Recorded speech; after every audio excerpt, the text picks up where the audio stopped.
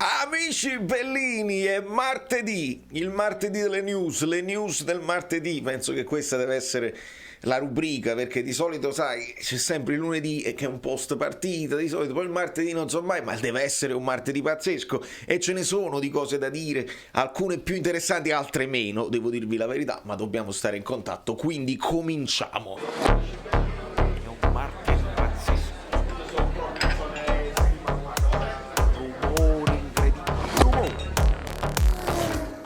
Allora, amici miei, amiche mie, tutti quanti, bentornati, benvenuto, per esempio benvenuto Davide Correale, benvenuti a tutti, lasciate un like social, ecco, lasciate un like social perché una delle notizie che rimbalza quest'oggi è l'utilizzo di Twitter da parte del nostro Victor, che purtroppo fa discutere. E quindi i social, le notifiche del canale. Iscrivetevi al canale Telegram che trovate sotto in descrizione, perché ci sono cose sfiziose, simpatiche. E non è detto che insomma uno per forza. Il social è importante, e quindi noi togliamo la suoneria e parliamo un pochino di queste cose. Perché se è vero che Victor, su Instagram per esempio lui ha i commenti limitati, bloccati, possono commentare solamente una cerchia di amici suoi, eccetera eccetera, e va bene, dispiace, i tifosi del Napoli secondo me vorrebbero dichiarare un po' il loro affetto al ragazzo. Invece su Twitter è tutto libero, era tutto libero, perché a quanto pare adesso ha limitato anche lì i commenti. E bene ha fatto, perché purtroppo il ragazzo, come tutti gli altri, perché lo abbiamo sempre detto, è da tempo in memoria che io vi dico, i ragazzi stanno tutta la giornata sui loro telefonini, controllano tutto, ogni tag, loro leggono tutti i commenti e alle volte leggono, se lo tengono per loro, qualche carattere un po' più forte ignora, e altri caratteri invece ne soffrono. Sappiamo che uno di questi caratteri che ne soffre è Insigne. Ricordo benissimo un'intervista con Paolo Del Genio, dove Insigne dice tutti ce l'hanno con me, e Paolo cerca anche di rincuorarlo, ma non è vero che tutti ce l'hanno con te, io ho il contatto diretto con i tifosi, i tifosi insomma sono un po' divisi, e qualcuno ce l'ha con te sì, a prescindere, ma altri no, altri ti difendono. Ne abbiamo parlato e alcuni amici bellini me l'hanno anche ricordato. Io ho fatto il parallelo con il mio piccolo social, con il mio piccolo mondo social, e mi hanno ricordato questa cosa: basta un commento negativo per farti dimenticare 7 commenti positivi. Il rapporto scientificamente è 1 a 7, degli studi dimostrano che è 1 a 7, quindi basta una cosa negativa per farti dimenticare 7 cose positive, ed è così.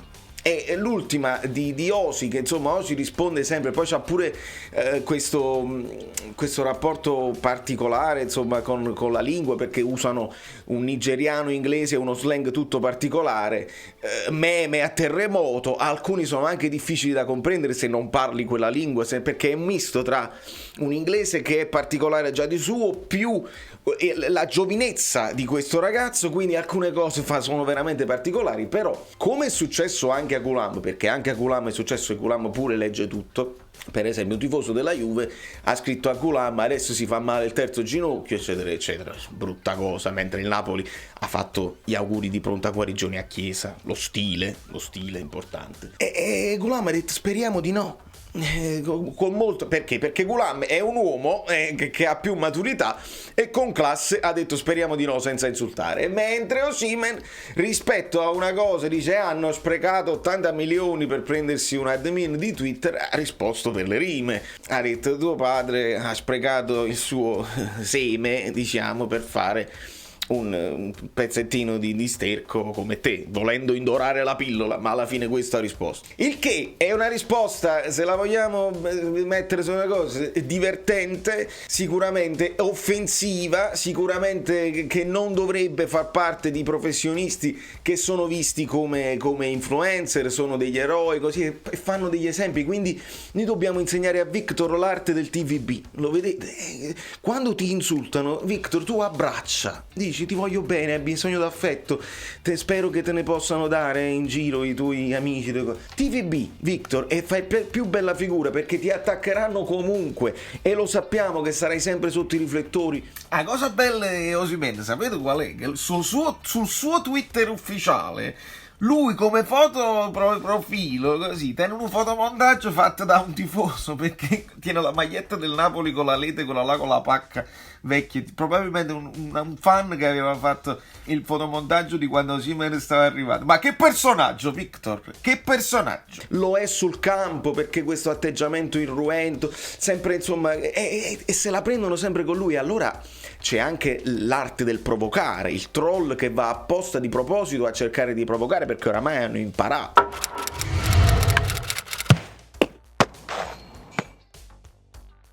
E quindi, ragazzi, il ragazzo è giovane, il ragazzo certe cose non se ne frega, magari sa anche che è sbagliato, ma non se ne frega. Qualcuno deve consigliarlo, lo possiamo consigliare noi, lo devono consigliare i procuratori e lo deve consigliare la società, ma con calma, con serenità, senza fare la multa, hai parlato troppo. No, è un ragazzo giovane, deve imparare. Guarda, in questo mondo, adesso stai nel calcio italiano, evita di fare così, perché c'è sempre qualcuno che può strumentalizzare questa cosa e abbassa il livello del tuo valore economico. Parliamone sempre a livello economico. Ci sono giocatori che per essere grandi uomini valgono di più di un giocatore che magari è più forte tecnicamente, che però è una capafresca. Possiamo fare 1000 esempi e voi li potete fare. Quindi, accantonato questa cosa qua, sappiamo che Osi, insomma, le varie cose stanno parlando di questa maschera, del ritorno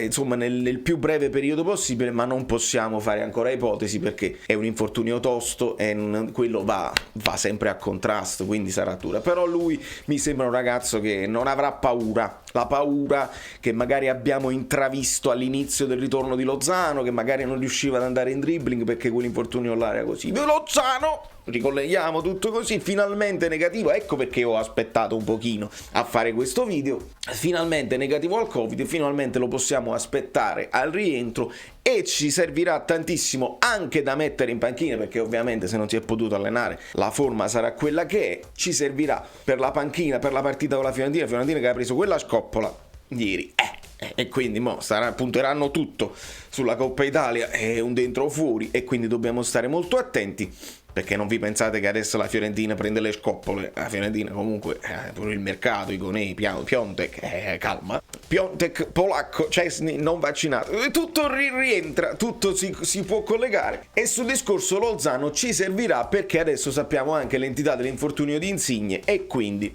infortunio di Insigne, un as in nazionale, anche lui leggermente infortunato, mi dicono giocatori di cristallo. Io con gli amici degli abbonati mi sono ricordato tutto, qualcosa me la potete dire anche voi, sicuramente qualcosa mi sfuggerà, ma io mi sono segnato tutto. Insigne l'infortunio, il transfer market, Osimhen il tweet, e anche Gulam l'abbiamo detto, un as, e Ospina che forse non rinnova. Questa cosa, rumori che non ho capito, ma lasciamo perdere. Il fatto di Ospina è peccato, si parla addirittura del Real Madrid e avrebbe senso per il Real Madrid.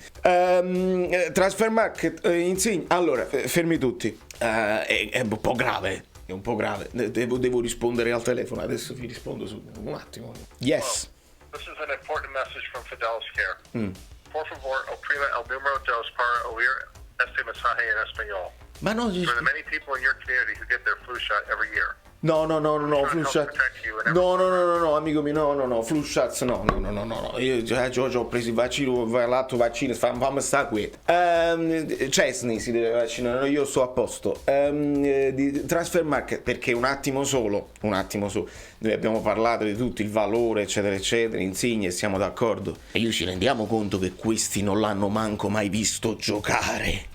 Perché se vogliamo stare a sentire alle dichiarazioni, che sono dichiarazioni ufficiali del presidente del Toronto, niente di meno, questo è andato su Transfer Market, è andato a vedere, fammi vedere quelli che hanno vinto l'Europeo, magari c'è qualche affare, vediamo chi è in scadenza, si è trovato Insigne e vediamoci a chi sta, italiano, la comunità, ed è roba da brividi, non è una squadra che è finita penultima in classifica nell'ultima cosa, che dice stiamo puntando sul campione perché noi eccetera eccetera. Questi hanno preso a uno per fare la narrativa del vincitore dell'Europeo, ci siamo presi il vincitore chi non l'hanno manco mai visto giocare, poi dopo si saranno informati dopo, ma l'idea parte, fammi vedere qual è l'affare, possiamo puntare sull'ingaggio perché non dobbiamo spendere niente, vedete come poi, perché chi è che nemmeno, capito, dice loro, puntati, dobbiamo un attimo riflettere su questa cosa qua, non penso che sia un piacere per Insigne leggere questa cosa qua, onestamente. Guardiamoci nell'anima e ditemi se Insigne può essere contento di questa cosa. Ringrazio la società che hanno puntato su di me. Anche questo fa riflettere. Poi avrà una bellissima carriera. Io sto dicendo a tutti i miei amici, è una scelta di vita che non solo condivido ma che io consiglio a tutti quelli che mi dicono ma tu ti sei trovato bene in America, l'idea di lasciare l'Italia. Io ho detto non avrei potuto fare una scelta migliore perché si cresce, e seppure non avesse funzionato la mia idea insomma di trasferirmi qua, comunque l'esperienza me la sarei portata con me, e si cresce perché non hai più, devi ricominciare da capo. Tutto quello che hai fatto in Italia non conta e devi importi per quello che sei e per quello che sai fare in un paese dove non ti conosce nessuno. Se ci riesci è bene, sei 2 volte forte, e Insigne lo potrà fare anche perché lui risulterà essere un'eccellenza lì, perché è chiaro che il livello è basso e non c'è problema, però in generale io dico sempre un'esperienza all'estero ti forma, ti fa crescere, così poi la qualità della vita del Canada ancora meglio di quella dell'America, i figli se decidono di rimanere lì a lungo tempo fanno la scuola, imparano la lingua, benissimo proprio così. La casa a New York, come io vi ho detto, quanto tempo fa vi ho detto della casa a New York? Quanto tempo fa vi ho detto Lorenzo non ti preoccupare, me lo vedo io la occupo la casa a New York, perché poi non la vuoi tenere bella insomma vuota tutto l'anno e quelle poche volte. Però ti dico una cosa Lollo, li vedi questi 18? 18 gradi a New York, real feel, cioè sono percepiti, vedete bene, 3 real feels like 3 gradi. Questi sono gradi Fahrenheit, amico mio, non sono gradi Celsius, fanno un pochino freddo, fa un freddo incredibile, però la qualità della vita è alta e quindi non ti preoccupare, e sono contento che tra le varie esperienze, probabilmente andare in un Nantes o andare in un Borussia Mönchengladbach oppure in una squadretta così della Spagna, un Granada, non ti avrebbe dato la stessa cosa. Può essere che qua veramente fai una svolta a livello di vita per te, per la tua famiglia, per il futuro, quindi vabbè, prendi le scarpe a chiodo e fai tutta una serie di altre cose per la tua vita, e te la sposo al 100%. Noi dobbiamo andare avanti e dobbiamo capire cosa dobbiamo fare da grandi, perché è notizia, se si sta parlando di questa situazione di stabilire un tetto salariale, che il Napoli sta inguaiatissimo a livello di soldi, e quindi è chiaro che voi mi parlate di Alvarez e state tutti esaltati eccetera eccetera. Potrebbe essere un'operazione alla Napoli, ma non se il mondo si sveglia e fa un'asta. È difficile che il Napoli possa competere con questa cosa qua. È chiaro, un giocatore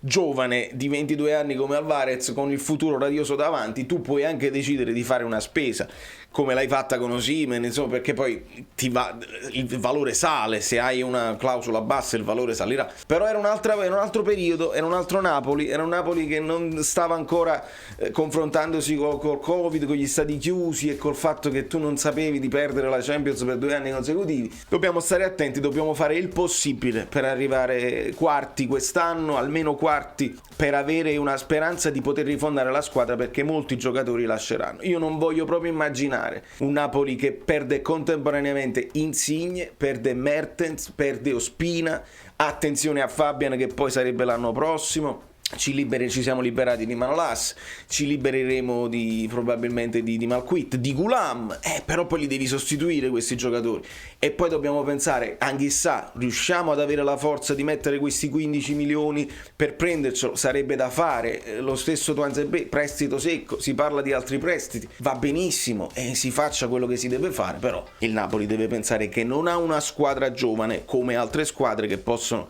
Il Napoli deve ricominciare da capo, speriamo di avere la forza di farlo. Da New York le news del martedì sono finite, credo, perché poi è capace che appena posto il video, caricamento completato, in via, esce una notizia clamorosissima. Se mi sono dimenticato qualcosa me lo fate sapere voi, ci vediamo domani. Non lo so, dobbiamo sicuramente affrontare la vigilia domani poi della partita. La Coppa Italia a me interessa, a voi? Ciao, sono Saveria Solida. Se arriviamo a 15.000 iscritti su YouTube è una cosa di cortesia, ma secondo me dovreste seguirlo anche su Instagram, @ValerioFluido. Fa tutte queste cose, credi? Sei iscritto pure a TikTok? Niente più, dai, basta, sei cringe. Quante cose.